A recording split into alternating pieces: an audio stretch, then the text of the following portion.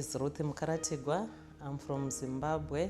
My journey started feeling some lumps in my left breast. I couldn't sleep that night because of the worry. Then following day, I called my husband, told him that I felt something in my breast, and my husband said, I'll go to the doctor. I visited my doctor who advised me to go and do some tests. Then I was told that the lump was cancerous. Then my husband, as he was discussing with one of his cousins, he had come here at Manipal Hospital to get treatment for the heart problem, and he was cured. So we decided to come here. He referred us. We came here to Manipal Hospital on 16 September. She came back way back in 2013 for management of cancer of her breast condition. Initially, she was apprehensive like any other patients who is afflicted with these conditions. I thought my life was doomed. I thought my life had gone. I thought I was dying.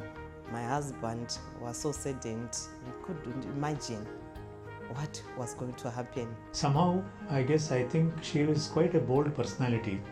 And then once she was referred to us from the oncosurgery department after their management, the surgical excision.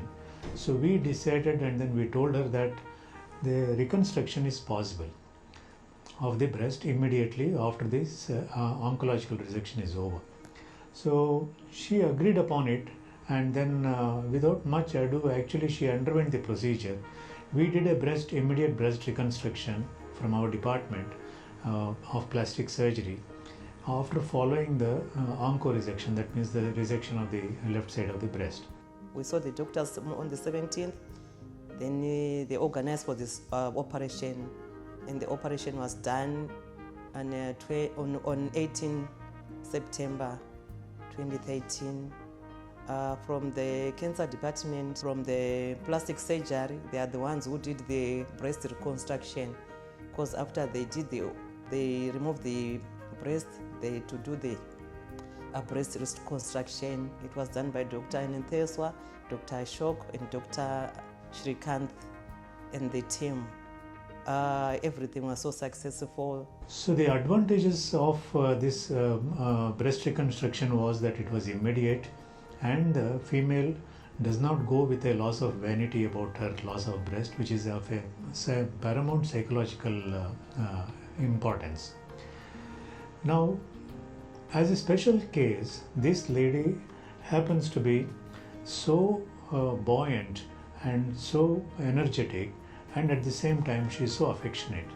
She remembers each and every one of our departmental members, including the staff, by their name, and then she is so much affectionate towards all of them. And whenever any other problems are there, she just happens to be in contact with us, and then she feels very happy.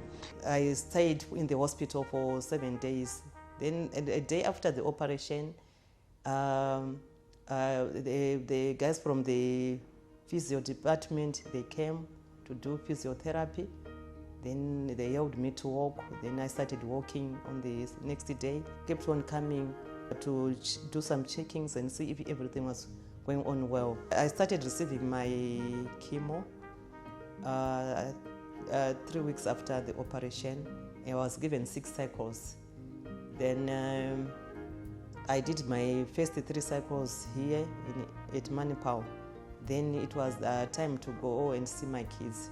I was discharged. Then after 7 days, then I stayed at a nearby apartment, Classing homes, where we do self-catering. I stayed there with my husband for another week before he went back home.